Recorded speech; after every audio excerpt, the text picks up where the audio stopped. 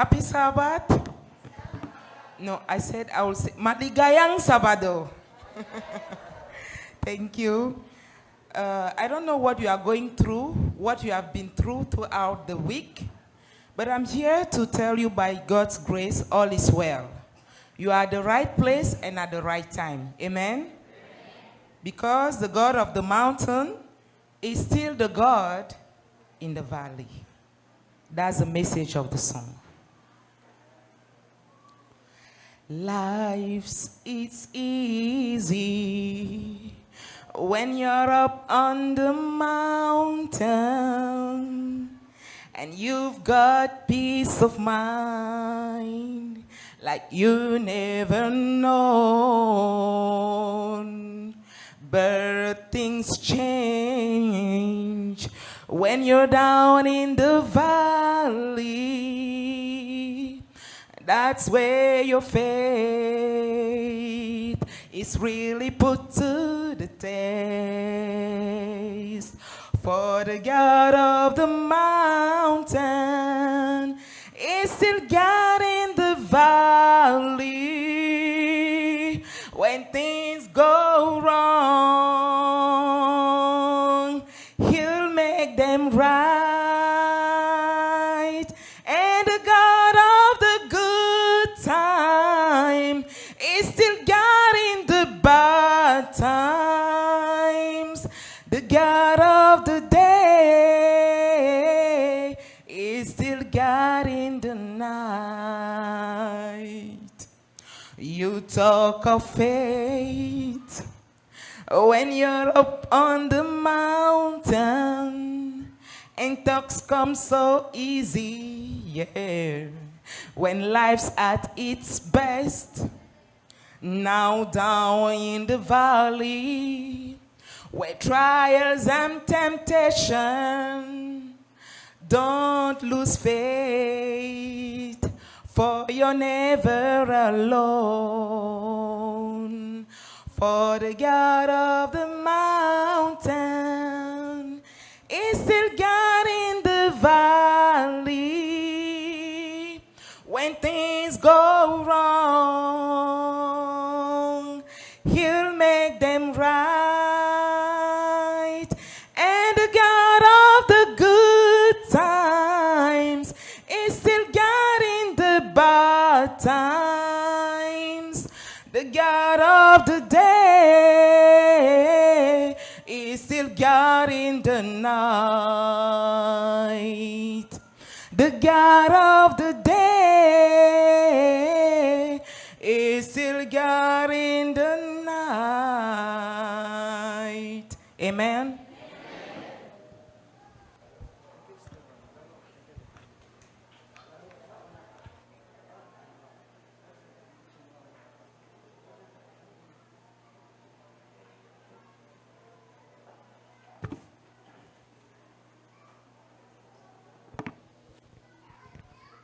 Thank you very much for the special song. Alam niyo mga kapatid, tunay na mas malaki siya kaysa akin. Alam po ninyo, yung ating pag-aaralan ngayon ay sinabi ko na po nung Miyerkules sapagkat ako speaker online ng district.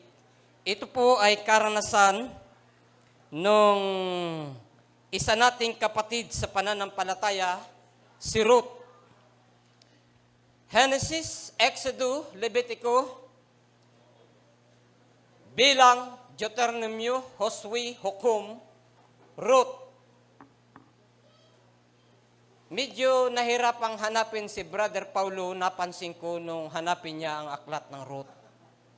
Sapagkat bibihirang mapansin ang aklat na ito mga kapatid at kung titingnan mo, ito ay kakapirasong pahina ng papel. Pero kung titingnan nyo mga kapatid, ako po ay nagpapasalamat sa isa nating kapatid na isang babae ang umawit. Ang ating tatalakayin ay karanasan ng isang babae. Alam nyo, sa loob po ng 66 books ng Biblia, dadalawa ang nakasulat sa pangalan ng babae, kay Esther at saka kay Ruth. Kaya nga kung ikaw ay isang mananampalataya na hindi ka maniniwala na ang Diyos ay gumagamit ng isang babae, sablay ka, kapatid. Sapagkat ang Diyos ay gumagamit ng mga babae na naglilingkod ng mga tapat para sa ating Panginoon. Katunayan diyan ay ang aklat ng Ruth at ang aklat ng Esther. Dito mga kapatid, pag-uusapan po natin ang isang karanasan na kakapulutan natin ng aral mga kapatid. Talagang hindi ito karanasan. Alam nyo, ito po ay karanasan na makikita natin na nagmula sa isang magpamilya. Ayan. Si Elimelech, mga kapatid, ay pangalan pa lamang, napakaganda ng pangalan. Alam niya ni Pastor Jomel, yung mga nag-aaral ng theology, pangalan pa lamang niya, mga kapatid, talagang napakagandang pangalan ang salitang Elimelech. Napakaganda niyan. Diyan nagsimula yung galing yan sa salitang Eli, no? Eli, ganyan. At saka yung milik, may meaning din po yun. Napakaganda niyan, mga kapatid. God is my King. Pangalan pa lang, mga kapatid, maganda na. Alam niyo mga kapatid, ang lalaking ito ay may asawa na ang pangalan ay Noemi. Isang babaeng tapat na naglilingkod sa kanyang Diyos. At ang mag-asawang ito mga kapatid ay nabiyayaan ng dalawa.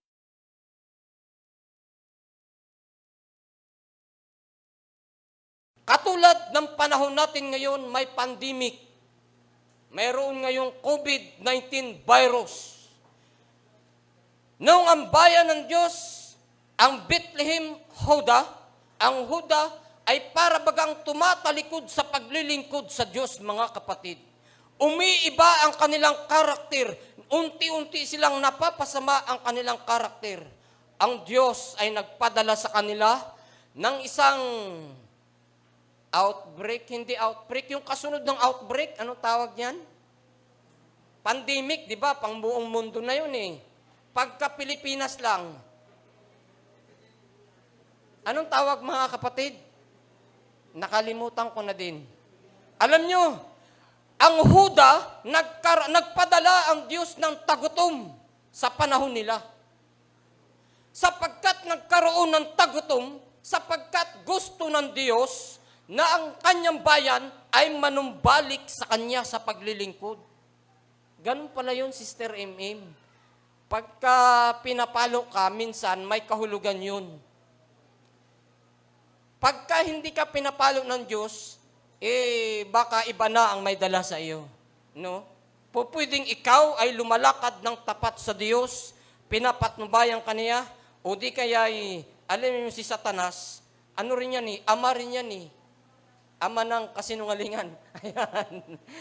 Ay, kaya nga mga kapatid, si Elimelech, sa pagkatanto niya na parang tatagal ang tagutom, nagplano siya na aalis ng Bethlehem, Huda. Ibininta niya yung kanyang lupain. Lahat ng kanilang ari-arian ibininta, pupunta ng Moab. Alam niyo mga kapatid, ang Bethlehem, ang ibig sabihin niya na ay house of bread. At ang Huda, the place of praise. Mga pangalan, yung mga kahulugan nun magaganda. Aalis sila sa Bethlehem, Huda, pupunta sila ng Moab.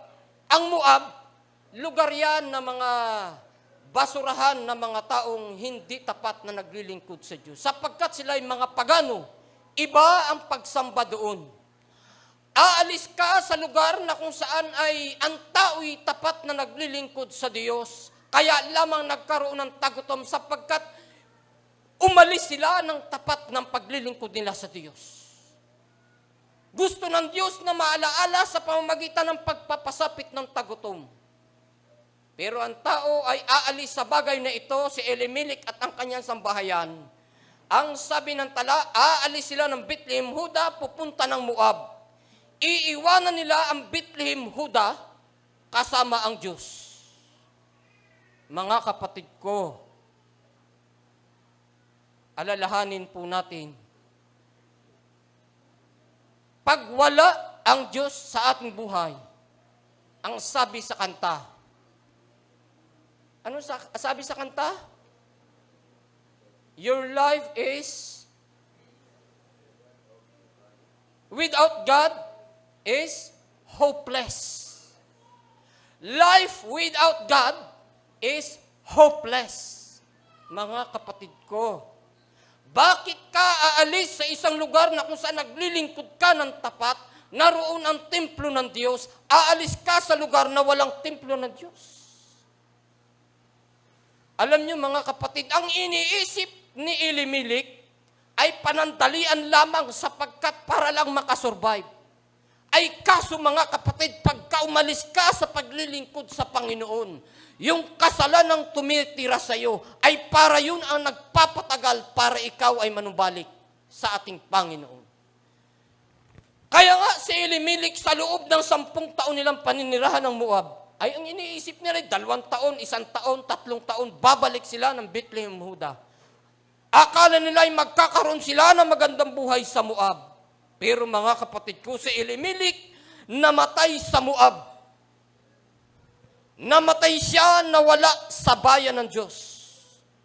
Kahabag-habag ang tao, kapag ka ikaw ay nasa pananampalataya na, manunumbalik ka pa doon sa dati mong kinagisnan, ay tapos ka. Sayang ang iyong pinagpagurang paglilingkod sa Diyos. Sayang ang iyong kinalakan. Sayang mga kapatid ang mga katotohanan ang iyong natamo. Sayang pag namatay ka na wala sa paglilingkod sa ating Panginoon. Sayang yun mga kapatid. At pagkatapos na mamatay ni Elimelech, nag-asawa ang kanyang 2 anak, si Malon at saka si Chilion, nag-asawa. Nung sila ay mag-asawa, siyempre, ang mapapangasawa nila ay mga taga-Moab, hindi ka pananampalataya. Ay, mabuti nga yung mga inaanak ko dito, puro Adventist ang asawa. Ayan. Brother Ben, yung ating mga inaanak, siyempre, puro mga Adventist yan. Ayan. Ay, pero yung mga kapatid, nag-asawa sila, Hebreo sila, nag-asawa sila ng mga Moabita. Ay, mantakin nyo yan, mga kapatid. Ang sabi ng Biblia, kaya kayong mga kabataan, kayong mga lalaki, huwag kayong sisipat sa mga kababaihang nasa labas. Pag sisipat kayo, tsakin nyo na yan ay nasa pananampalataya. At pag wala, ay magiging katulad kayo ni Chilion at saka ni Malon. Alam nyo mga kapatid, naalaala ko yung kwento ni Brother Ben. Sa Sablayan, Brother Ben, di ba? Hanggang ngayon, hindi na bumalik sa paglilingkod sa Diyos. Dating active na kabataan, nung mag-asawa ng hindi Adventist, ay siya. Iniisip mo na kaya mong papanumbalikin siya sa paglilingkod sa Diyos, si Satanas mga kapatid, hindi nakikipagtawaran sa atin, hindi nakikipaglaro sa atin. Siya ang nadala sa paglilingkod sa ibang Diyos. Kaya nga, mga kapatid ko, huwag bibiruin ang mapapangasawa kung kayo'y maghahanap yung talagang tunay at tapat na naglilingkod sa Diyos. Sapagkat ang dadalhin mo ay ang iyong sambahayan. Iyon ang napangasawa ng magkapatid. Alam niyo mga kapatid, namatay si Chilion at saka si Malon. Naging balo si Noemi, yung kanilang nanay, naging balo si Orpa, naging balo si Ruth. Yung 3 babaeng ito'y nabalo. Namatay si Chilion at saka si Malon, nawala din sa Bethlehem, Huda. Doon din sa Moab namatay. Pagkatapos nyo mapakinggan yung mensaheng ito, mga kapatid, basahin nyo yung aklat ng Ruth para kayo'y... Kasi 3 pages lang ito, maganda ang kanyang karanasan. At mga kapatid ko, pagkatapos na mamatay, di balo ang 3. Nakapag-isip-isip si Noemi, na ang sabi ni Noemi, aba, ay ako na lamang ang nag-iisa sa paglilingkod sa aking Panginoon, ay babalik ako sa Bethlehem, Huda. Kung saan ako lumaki, kung saan mayroong simbahan, kung saan mayroong tunay na paglilingkod at pagsamba. Babalik ako. Alam nyo mga kapatid, si Ruth nagkaroon ng isang better na karanasan at bitter na karanasan. Mapait at masarap na karanasan. Nagkaroon siya ng ganitong karanasan. Bakit mapait? Sapagkat ang sabi niya, ako'y balo, namatay yung kanyang asawa, namatay yung kanyang 2 anak na lalaki. Abay, di balo nga. Lugi siya. Ang masama pa nito mga kapatid, namatay ang mga iyon nawala sa tamang lugar. Kaya nga mga kapatid, lalo yung mga bagong bautismo, huwag kayong manunumbalik sa dati ninyong pagkatao o sa dati ninyong kinalalagyan. Mag-iingat kayo. Sapagkat dito sa loob ng iglesia, sa loob ng Seventh-day Adventist, marami ring manunukso dito. Kaya ang mga kapatid, mag-iingat kayo, ang inyong pananampalataya ay laksan ninyo, tapangan ninyo, at basahin ninyo ang banal na kasulatan. Sapagkat ito, mga kapatid ko, ang magpapatibay sa inyo. Tandaan nyo yan. Samantalang si Noemi ay magpapaalam sa kanyang 2 manugang. At sabi niya, mga manugang ko, ako'y babalik. Babalik ako sa aking lugar kung saan may tamang pagsamba. Ang sabi nung 2, sasama kami. Ang sabi nung 2. Pero ang sabi ni Ruth, ako'y matanda na. Wala nang lalaking mag-aasawa sa akin upang ako'y magkaanak pa. At yung aking anak, kung ako'y magkakaanak, ay siyang inyong mapapangasawa ulit. Sapagkat ganoon ang customary sa kanilang panahon. Ay, sabi nung 2, ay di baling wala, basta't sasama kami. Ang sabi ni Noemi, alam nyo kayong 2 mga bata pa. Wala kayong anak, bumalik kayo sa inyong lupain, sapagkat naroon ang inyong mga pag-asa. Bumalik kayo. Kay sa pilit nung matanda, si Orpa, ang sabi ni Orpa ay di yapos sa kanyang manugang. Sa kanyang biyanan. Yan. Yapos siya, mga kapatid, at humalik, siyempre. Hindi halik ng, alam niyo mga kapatid, pagka ang biyanan ay maganda ang relasyon sa manugang, talagang napapayapos ang manugang sa biyanan pagka maghihiwalay. Oh, mga kapatid, tandaan niyo yan. Kaya kayong may mga manugang na, medyo aayusin yung relasyon nyo. Ay yapos mga kapatid si Orpa, sabi niya, ay kung ganoon ay di babalik ako sa aming lugar at sa aking Diyos na paglilingkuran ko. Ibig sabihin pala mga kapatid, maganda ang relasyon, maganda yung karakter na pinakita ni Noemi sa kanyang mga manugang. Maganda. Abay di balik yung babae, yung si Orpa, at saka samantalang si Ruth naman, ay di yapos din siya sa kanyang manugang, pero hindi siya pumayag. Ang sabi niya, mahal kong manugang, kung ikaw ay babalik sa Bethlehem, Huda, sasama ako sa iyo. Ang sabi sa talata na binasa ni Brother Paulo, yung iyong lugar ay magiging aking lugar. Kung saan ka titira, doon ako titira. Kung saan ang Diyos mo, kung sino yung Diyos na pinaglilingkuran mo, doon din ako sasamba. Kung saan ka mamamatay, doon ako mamamatay. Wow, mga kapatid. Ang commitment ng babaeng Moabita, mga kapatid. Hindi pang 1 taon, alam nyo, ako'y nalulungkot kay Brother Abraham. Sana Brother Abraham, nood ka. Kung live tayo, ano po? Hindi na kita nakikita dito eh.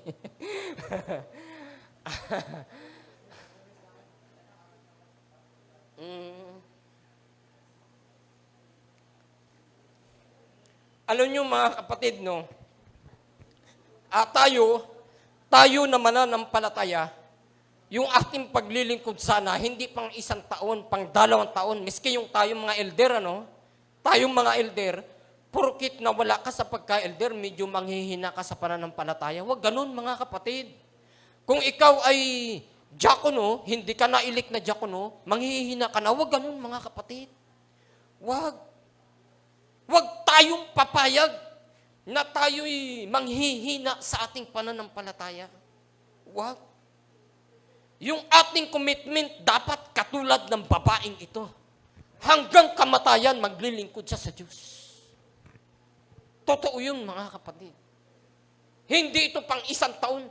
Kasi minsan, di ba, tayo, pag nailik tayo ng mga opisyalis ng church, tapos, kasunod na taon, hindi tayo nailik, ay para bagang nanghihina tayo sa pananampalataya. Huwag ganun, mga kapatid. Huwag ganun. Tandaan natin si Ruth. Hanggang kamatayan, susunod siyang maglilingkod sa ating Panginoon. Basahin niyo yung tala niya, mga kapatid. Talagang hanggang kamatayan. 3 pages lang yan. Genesis, Exodo, Levitico, Bilang, Deuteronomio, Josue, Hukom, Ruth. Napakadaling tandaan, mga kapatid. Madali. Alam niyo, mga kapatid, ang babaeng ito, tunay na minahal niya ang Diyos. Alam niyo, mga kapatid, si Ruth, kaya naalaala ko yung sinabi ni Pastor nung kanila, Jomel, na naninigarilyo na, Adventist pa rin yung nakalagay niya doon sa kanyang, ano yung pinipilapan niya? Anong tawag dyan?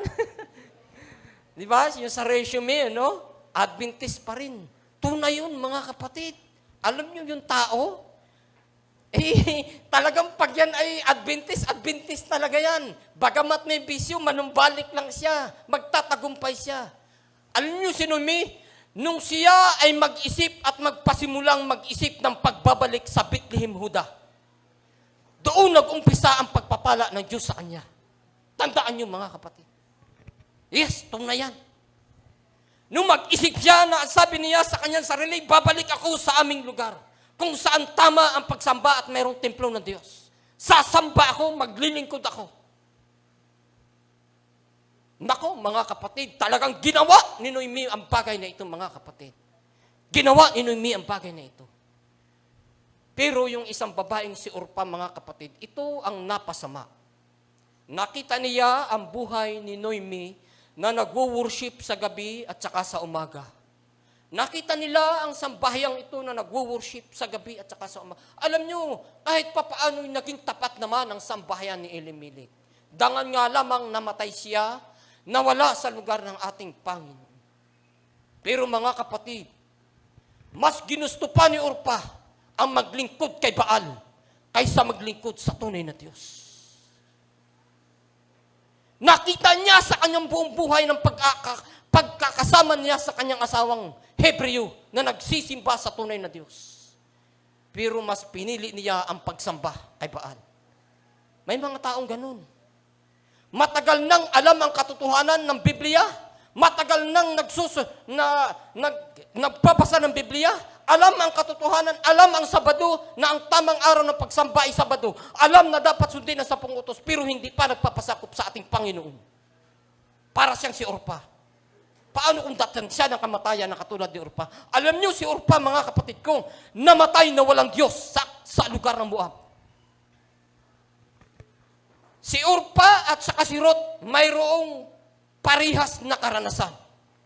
Mayroon silang karanasan na pang nagdaan, yung kanilang nakaraan, parihas. Sapagkat parihas sila Moabita. Parihas silang may pangkasalukuyang karanasan sapagkat kasama nila ang sambahayan ni Elimelech. Pero may pagkakaiba sila, mga kapatid. Sa katapusan ng kanilang buhay, may pagkakaiba sila.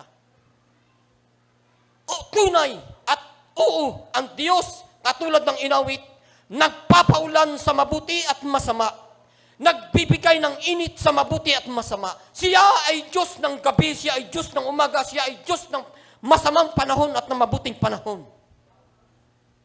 Pero mga kapatid ko, hahatol ang Diyos sang ayon sa iyong mga lakad at gawa. Kung ikaw ba ay magmamana ng buhay na walang hanggan na ibibigay ng Diyos, o kung ikaw ay magmamana na ibibigay rin ng Diyos ang impyerno at apoy at doon ka susunugin. Dalawa ang choices ng tao, mga kapatid. Dalawa yan. Walang purgatorio, wala sa Biblia. Kaya nga, mga kapatid ko, kayo na mga patuloy na nagsusubaybay ng katotohanan, magpatuloy kayong magsaliksik ng banal na salita ng Diyos. Sapagkat ito, ang mga katotohanan ito ang magpapalaya sa inyo. At kung susundin nyo ang mga bagay na nakasulat sa Bibliang ito, mga kapatid ko at mga kaibigan, ang Diyos na nangako kay Abraham, kay Isaac at kay Jacob ng walang hanggang buhay, siya din ang magbibigay sa inyo ng buhay na ito. Alam niyo mga kapatid, ito ang karanasan. Kaya nga, narito tayong lahat, parehas tayong Seventh-day Adventist. Parehas tayo sa panahon ito, mayroong mga nanonood na hindi Adventist. Pero ang katotohanan ay nalahad sa kanila. Tanggapin ninyo, mga kaibigan ko at mga kapatid, ang mga katotohanan ito. Sapagkat ang panahon ay ito at hindi pa huli.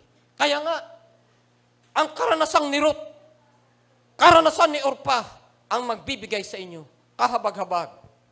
Ang tao na namatay na walang Diyos na pinaglilingkuran. Mabuti na lamang si Brother Gerson, bago siya namatay, nakapagsamba siya. Mabuti na tapat na naglilingkod sa Diyos. Pagkatapos nun mga kapatid, nung magpaalam na yung mag-aina, ay di, alam nyo mga kapatid, nung mag-isip si Ruth, si Noemi na bumalik sa ating Panginoon, doon nagpasimula ang pagpapala ng Diyos. Kaya nga kayo na mga bagong bautismo, tingnan nyo yung buhay nyo. Mas iba ang forma nyo ngayon kaysa dati. Tuwing Sabado, dati, nung hindi kayo tumanggap sa ating Panginoon, ang suot nyo pagka Sabado, normal na damit. Ngayon, bago na at talagang pangsamba ang ginagamit nyo. May pagkakaiba mga kapatid.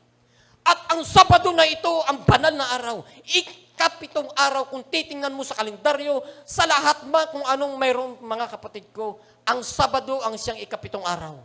Kaya nga, maswerte kayo na sa huling pahina ng kasanlibutang ito, mga kapatid. Sa huling pahina ng sanlibutang ito. Sa huling segundo ng sanlibutang ito. Tumanggap kayo ng banal na bautismo. Tinanggap ninyo ang ating Panginoong Hesus. Maswerte kayo, mga kapatid. Maswerte kayo. Sapagkat ito ang tunay na paglilingkod sa ating Panginoon. Samantalang pumapasok si Ruth at si Noemi, mga kapatid ko, sa gate ng Bethlehem, Huda, sa pagbabalik ni Noemi sa Bethlehem, Huda. Ang sabi ng mga tao, nariyan, hindi ba't ito'y si Noemi na isang babaeng magandang babae, makisig na babae, at siya ay may asawa at 2 anak na lalaki, bakit ang kasama niya ay isang babaeng Moabita? Sa pagbabalik nyo, sa paglilingkod sa ating Panginoon, mga kapatid ko, lalo't sa mga bagong bautismo, makakarinig kayo ng mga chismis na sisira sa iyong pananampalataya. Tandaan nyo yan, mga kapatid ko. Sisirain kayo ng iyong kapwa, ng iyong kapatid, ng iyong magulang, ng kung sino man o ng iyong asawa, ang iyong pananampalataya. Mga kapatid ko, huwag kayong papatalo sa mga bagay na ito. Sapagkat dinaig na ni Kristo ang sanlibutan, dadaigin din natin sa tulong ng ating Panginoon. Iyan ang totoo, mga kapatid ko. Biro mo, bumabalik ang tao sa pananampalataya, abay kukutsain ng mga, ay naku mga kapatid ko, basahin nyo talaga mamaya ang aklat ng Ruth. Ay ang chismis nandun, napag-chismisan siya ng kanyang mga kaibigan at mga kakil. Ay, bakit bumabalik na yung matanda na siya, ubani na siya, ay bakit ang kasama pa niya yung Moabita? Kaya ang sabi ni Noemi sa kanyang manugang, Noemi, Ruth, hayaan mo na kung ano ang mga bagay na iyong maririnig. Hayaan mo na yan. Hayaan mo na ang mga naninira sa akin. Sapagkat, kaya nga ang sabi ni Noemi, mga kaibigan ko, di lulugo-lugo yung matanda. Abi, matanda na lulugo-lugo, bumalik siya sa Bethlehem, Huda. Mga kababayan at mga kalugar ko, tayo po ay, wag na ninyo akong tawaging Noemi. Tawagin na lang ninyo akong Mara, sapagkat ang Panginoon ay gumawa ng kasakitan sa aking buhay.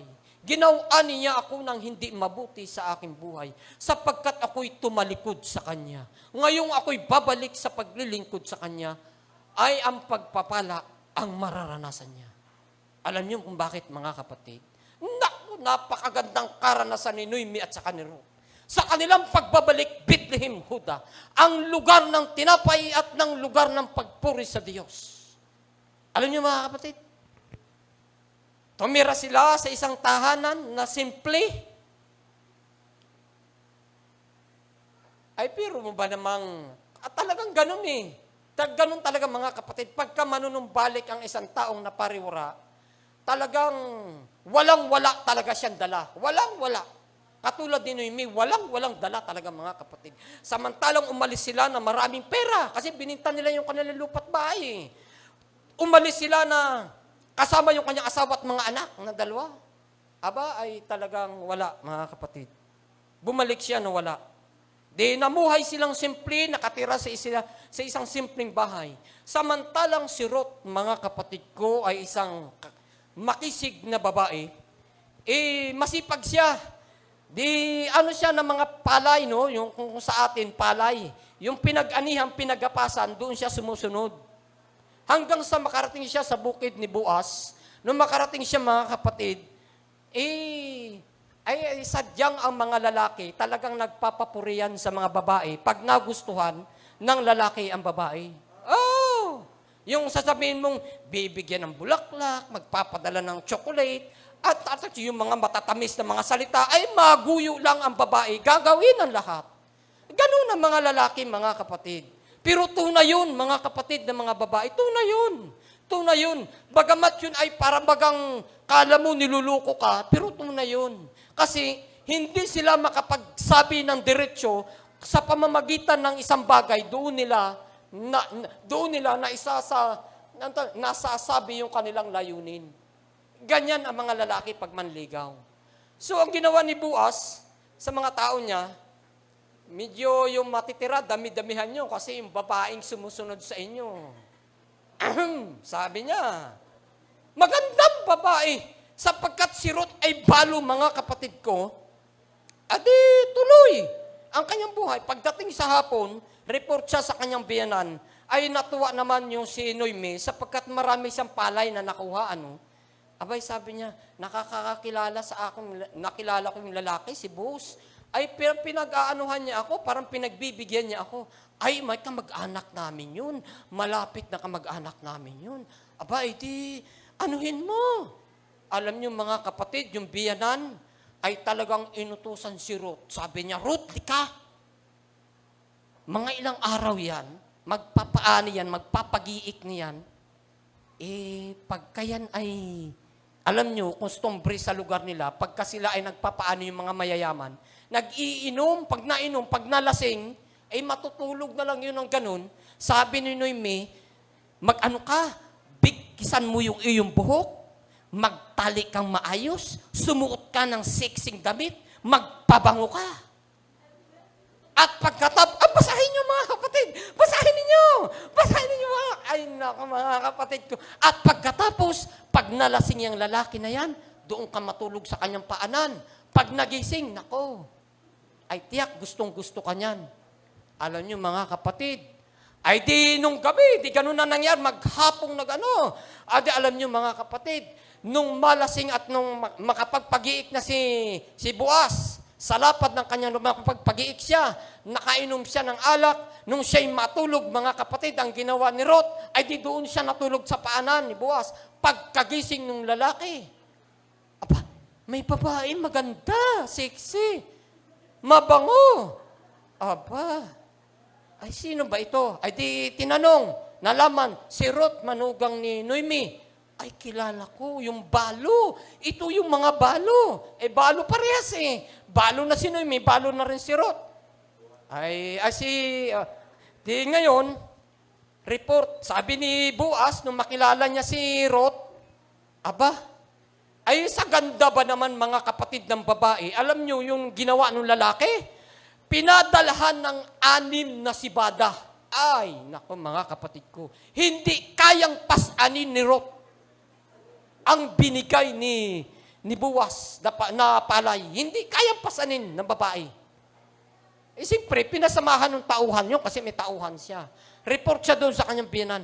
Ay, sabi niya, ay, biyanang Noemi, ito na yung aking dala. Ay, kita mo, talagang tunay ang Diyos na marunong. Alam niyo mga kapatid, nalungkot si Boaz nung malaman niyang may mas malapit pa siyang kamag-anak. Kasi ang unang mag-aasawa kay Ruth, mas malapit na kapag-anak ni Elimelech, ay may mas malapit pa pala siyang kamag-anak, nalungkot si Boaz. Pero sabi niya, kinausap niya yung lalaki. Nagustuhan niya si Ruth, mga kapatid. Talagang sa ganda ni Ruth at saka sa bangoy, nagustuhan niya. Ay talagang gusto na siyang asawahin, ay kaso mga kapatid, may kasunod na kamag-anak, sa customary nila, yun ang mag-aasawa. So kinausap ni Boaz, sabi niya, tinawag niya yung sambahayan ng lalaki at ng pinakamalapit na kamag-anak, tapos kumuha siya ng 10 tao para siyang magiging witness, kung ano ang gagawin, kung ano ang mangyayari. Nung mangyari yun, mga kapatid, ang sabi ni Boaz, ikaw pala yung dapat makapangasawa kay Ruth. Ay, kaso, ang gusto nung kanyang manugang na si Noemi, tutubusin yung lupa at bahay na ibininta nila, tapos mapapangasawa mo si Ruth. Ang sabi ng lalaki, oo, sige, gusto ko yan talaga si Ruth kasi maganda. Sabi ng lalaki, pero nung banggitin ni Boaz, na bibilhin at tutubusin yung lupa at bahay ni Elimelech na ibininta nung araw, abay sabi niya, wala akong pambili. Ay, ikaw na lang, kaya mo naman yan eh. Total, insan. Magpinsan sila, insan. Ikaw naman, may kaya ka naman, di ikaw na lang.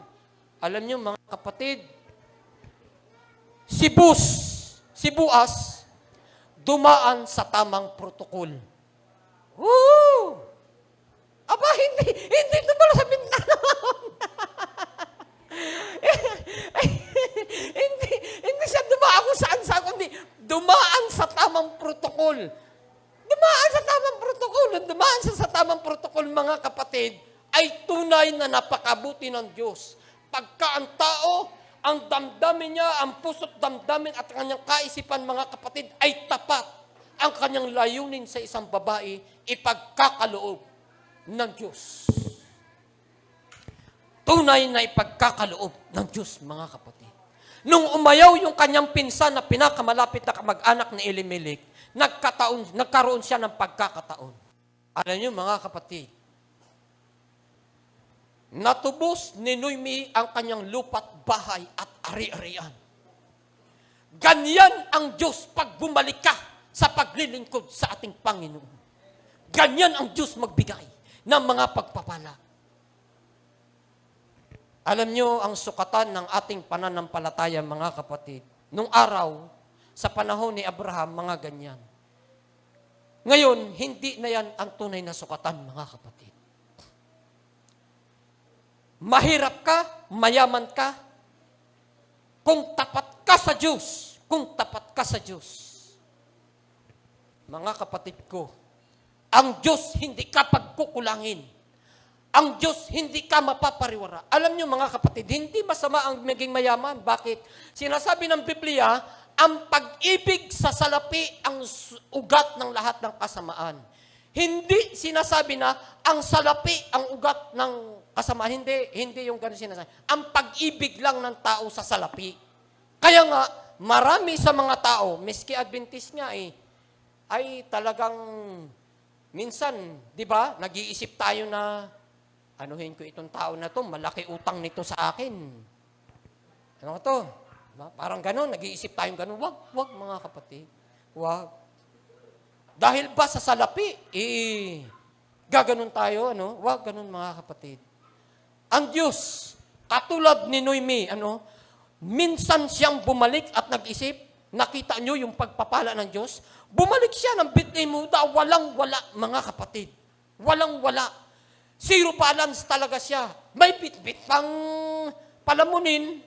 Oh, si Ruth, di ba? Abay, magpapakain siya. Pero alam niyo mga kapatid, si Ruth naman ang naging dahilan. Kaya nga, pagka kayo minsan, di ba, yung mga marami tayong nakikita mga pamilya na nag-ampon, yung hindi nila kaano-ano, Yung ampun pa ang nagbigay sa kanila ng mga naging pagpapala sa kanila. Totoo yun, mga kapatid. Kaya nga, ang isang bagay na ibinigay sa atin ng Diyos, ipagpasalamat natin sa Diyos. So wag nating sabihin natin, pabigat na ito. Wag ganun, mga kapatid. Lalo yung mga matatanda, yung katulad sa Amerika, na pag matanda ka na, diyan ka na sa home for the agent. Parang pabigat ka na. Sana yung mga taga-Amerika, na mga Seventh-day Adventist, mga Amerikano, Adventist man o hindi, huwag ninyong ipakita sa mga ganun, yung ating karakter na ganun tayo. Alam nyo, miski sila'y matanda, alam nyo yung matanda, maganda magpayo yan eh. Si Ruth, yung mga kadalagahan at mga kalalakihan, tandaan nyo, katulad ni Ruth, nung payuhan siya ni Noemi na magpabango ka, magpaganda ka, magpasiksik ka. Yung mga kabataan natin ngayon, kailangan nyo yung mga mentor na katulad ng mga lalaki ni Elder Ben, ni Elder Fernan, ni Pastor Jomel. Yan ang mga mentor. Pag yan nagsabi sa inyo, tama ba itong liligawan ko? Ay sila makakapagsabi sa inyo, mga kapatid ko. Mga kapatid kong mga binata at mga dalaga. Tanungin nyo sila. Katulad ni Ruth na nangailangan ng mentor na si Noemi. Kailangan nyo din ang mga taong ito. Mga kapatid. Kaya nga, dito mga kapatid, ang paglilingkod natin sa ating Panginoon, lalo na sa mga Adventist at sa mga hindi Adventist, hanggang walang buhay, mga kapatid. Hanggat tayo'y nabubuhay. Hanggat tayo'y may pag-asa at naglilingkod tayo sa ating Panginoon. Maglingkod tayo sa ating Panginoon. Sa aking pagtatapos, mga kapatid, ang sabi dito ay, no turning back. No turning back. Mga kapatid ko at mga kaibigan, sa pagtanggap natin sa ating Panginoon, sa ating pagpapanumbalik, no turning back, no turning back. Ito lamang po at happy Sabbath sa ating lahat.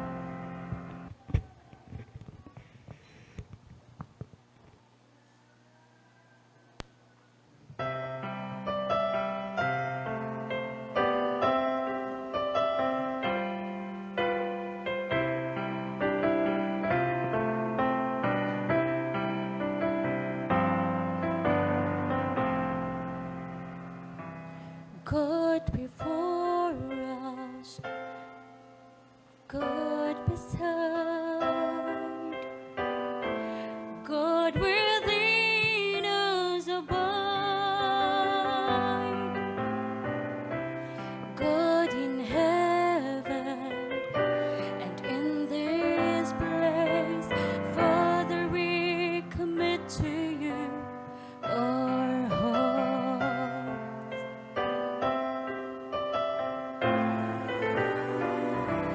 God in pleasure and God in pain, God will ever remain.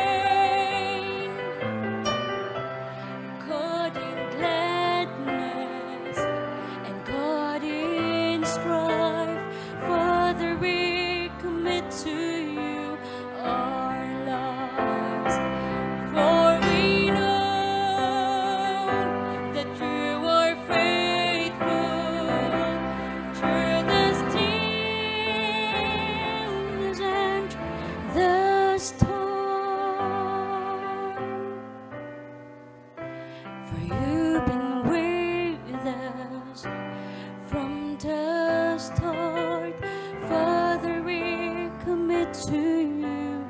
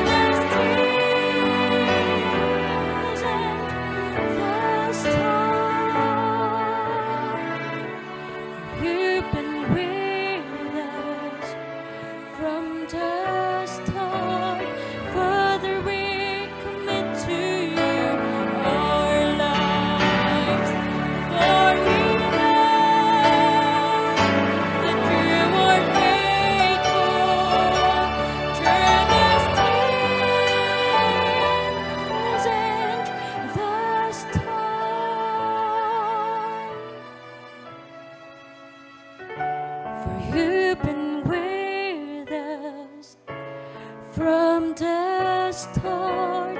Father, we commit to you our heart.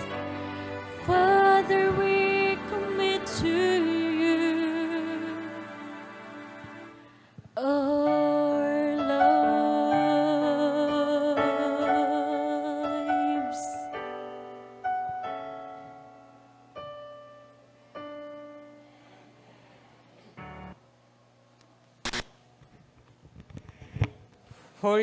For your information, mga kapatid ko, nung magkasawa si Ruth saka si Boaz, nagkaanak sila ng lalaking si Obed.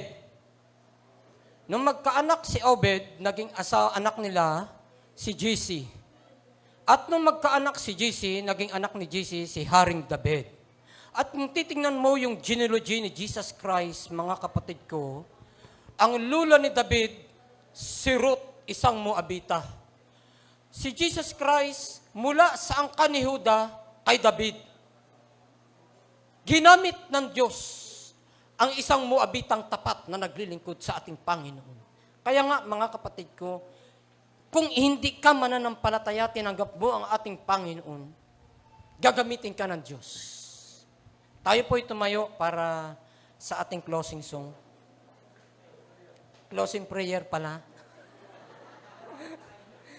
Kala ko, hindi nyo Tayo po'y manalangin. Dakilang Diyos na may-ari ng aming hiram na buhay, salamat po ng marami sa karanasan ni Noemi, ni Elimelech, ni Ruth, ni Boaz. Ang karanasan nila, dakilang Diyos, ay maging karanasan din namin na nagtagumpay sa paglilingkod sa inyo. Alam namin ito na kami ay sasamahan ng inyong mga anghel sa aming paglilingkod sa inyo.